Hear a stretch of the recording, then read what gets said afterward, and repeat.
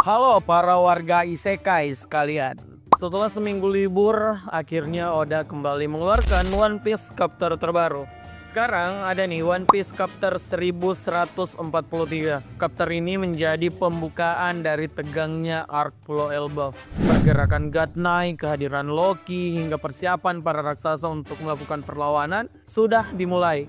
Hari ini mari kita menyelam lebih jauh dan melihat apa saja yang terjadi di chapter 1143 ini. Dan apa saja hal detail menarik yang ada di dalamnya. Jangan lupa berikan komentar kamu setelah menonton video ini secara lengkap ya.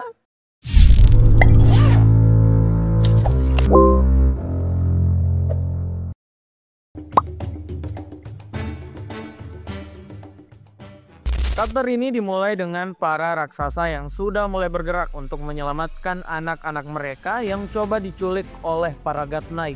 Kita semua tahu kalau Gunko, Somber, dan Gillingham yang ada di sana berencana membawa semua anak tersebut ke Marijoa untuk para Tenryubito. Ras Naga Langit ini memang dikenal sangat terobsesi mencari budak dari kalangan raksasa. Nah, meski sudah mencoba untuk menyelamatkan semua anak yang ada di sana, para raksasa tidak bisa bergerak lebih jauh karena mereka tidak bisa menyentuh anak-anak tersebut. Setiap kali mereka mendekat, mereka akan dilukai oleh duri mawar yang tajam. Kesulitan yang diterima para raksasa menyelamatkan anak mereka disebabkan oleh kekuatan dari Saint Sommer. Pria jangkung berlambut lebat ala iklan sampo ini itu punya buah setan bernama Iba Iba no Mi atau buah duri. Nah, jika Sommer menargetkan orang atau sebuah benda, maka siapa saja yang menyentuh target tersebut akan dilukai oleh duri yang tajam. Efek lanjutannya adalah makin cinta pada target tersebut, maka serangan duri tersebut juga akan semakin menyakitkan. Selain diungkapkannya kekuatan dari Saint Somers, kekuatan Saint Gillingham juga diungkap di chapter ini.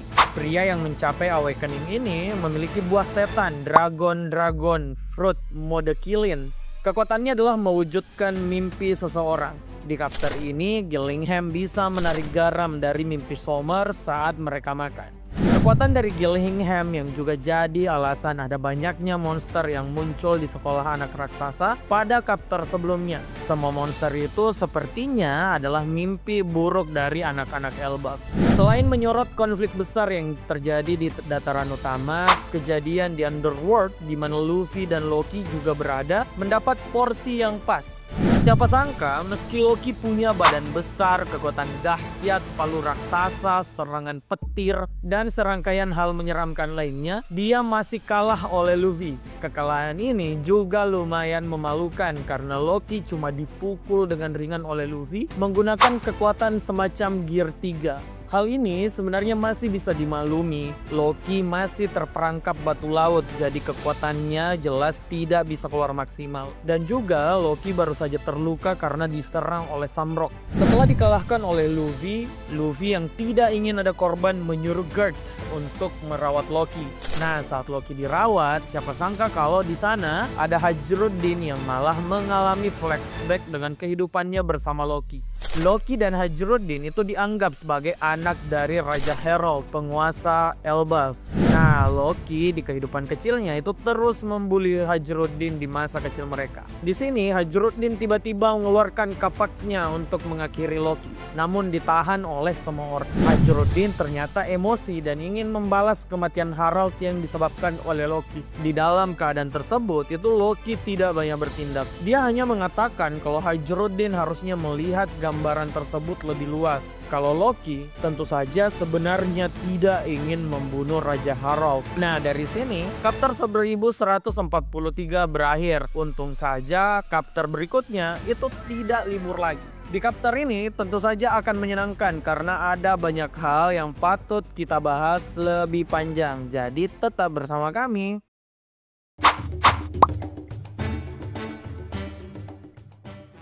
Nah, pertama, mari kita membahas hubungan Loki dan Herald terlebih dahulu. Kematian dari Herald sebenarnya bisa dibahas lewat perspektif mitologi Nordik.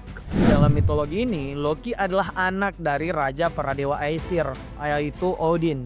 Dalam kisahnya, Odin meninggal dalam Ragnarok setelah ditelan oleh monster serigala raksasa yaitu Fenrir. Nah, Fenrir dalam One Piece adalah buah setan yang dirumorkan dimiliki oleh Loki. Hal ini banyak menuai pembicaraan di kalangan para nakama di seluruh dunia karena pada 2 Maret 2019 Oda pernah merilis gambar ini.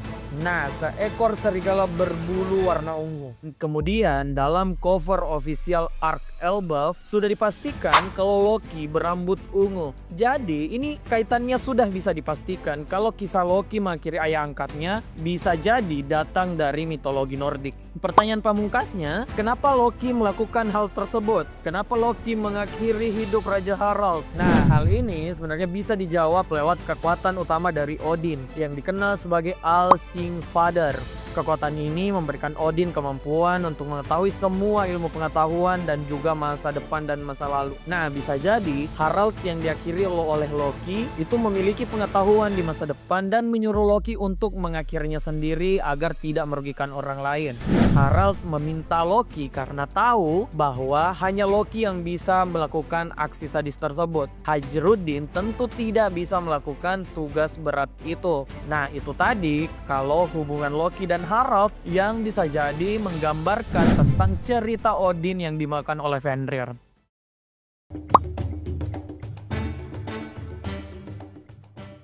Nah, mari kita masuk ke hal berikutnya, yaitu adalah pertarungan pamungkas yang bisa terjadi. Seperti yang kita tahu, pertarungan one-on-one dalam setiap arc One Piece adalah hal yang sangat dinantikan. Dengan terungkapnya kekuatan Gillingham dan juga Sommer, fans mulai berspekulasi dengan siapa dua orang ini akan bertarung satu lawan satu. Mari mulai dengan Saint Sommer. Pria satu ini sepertinya sudah jelas akan melawan one and only Oki Topi Jerami Sanji. Nah, hal ini jelas karena keduanya sama-sama terobsesi dengan cinta tapi punya definisi berbeda. Sanji itu punya prinsip cinta itu harus bahagia, bang. Nah, dan Sommer punya hal lain yaitu kekuatan cinta membawa luka. Anjay, mirip Pat Kaiwos. Nah, hal lain yang juga meyakinkan pertarungan ini akan terjadi adalah sebutan dari Saint Sommer yang dikatakan Gillingham, yaitu Gumet Connoisseur. Saya tidak tahu bacanya ya, semoga ada yang bisa membacanya dengan tepat. Nah, intinya pekerjaan ini tuh berspesialisasi dalam menilai makanan dan juga minuman. Kalau kamu pernah nonton Ratatouille, laki-laki jangkung yang menilai makanan si tikus, itu tuh profesi ini. Nah, profesi tersebut itu sangat selaras dengan profesi Sanji sebagai koki. Jadi, pertarungan keduanya tentu akan semakin seru. Apalagi kalau Sommer coba menculik Nami, tentu akan membuat Sanji mengamuk lebih mengerikan. Tidak peduli dengan kekuatan Sommer yang bisa mencabik-cabik Sanji. Apalagi sebelumnya Sanji sudah pernah emosi ketika Nami diculik oleh Absalom di Thriller Bark. Ya, apakah Sommer akan dihajar sepihak seperti Absalom? Ya, kita tunggu saja kelanjutan dari arc ini. Pertarungan kedua setelah Sommer dan juga Sanji yang menjadi banyak pembicaraan adalah pertarungan Saint Gillingham. Terlepas dari Saint Gillingham adalah salah satu God Knight terkuat dan harusnya melawan salah satu Big Three, teori menarik malah mengarah ke Usopp. Ya, betul. Usopp itu bisa jadi lawan yang buruk untuk Gillingham. Hal ini disebabkan oleh kekuatan Gillingham sendiri. Dalam chapter 1143, kekuatan Gillingham itu bisa memanifestasikan mimpi orang lain. Kita semua sudah tahu kalau mimpi Usopp sejak melewati Red Line adalah menjadi kesatria terkuat dan paling pemberani di lautan. Nah, hal ini itu sama banget dengan cerita Viking. Nah, kalau mimpi Usopp ini dimanifestasikan di dunia nyata, entah bakal serusak apa kekuatan dari mimpi Usopp tersebut. Apakah Usopp akan sekuat Kratos? Ya, kita tunggu saja.